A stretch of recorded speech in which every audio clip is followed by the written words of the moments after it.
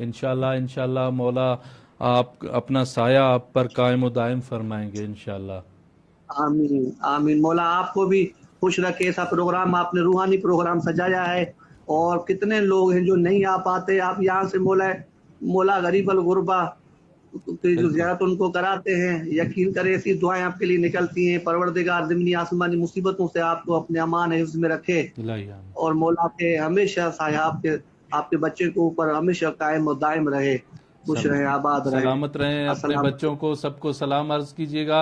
हम मौला की बारगाह में वालेकुम आपके सलाम। लिए, आपके घर वालों के लिए हमेशा दुआ गो हैं। बिस्मिल्लाह खुदावंद करीम बिस्मिल्लाह आपके घर के ऊपर अपनी रहमतें और बरकतें बिल्कुल नाजिल फरमाए बिल्कुल। इंशाल्लाह। मौला की दुआ करें कि मौला अभी अयाम चल रहे हैं, जैसे सफर के अयाम आते हैं, दिन पर दिन मुहर्रम के अयामों की एक अपनी फजीलत है, सफर की और दर्द शाम के मसाइब का एक अपना दर्द है।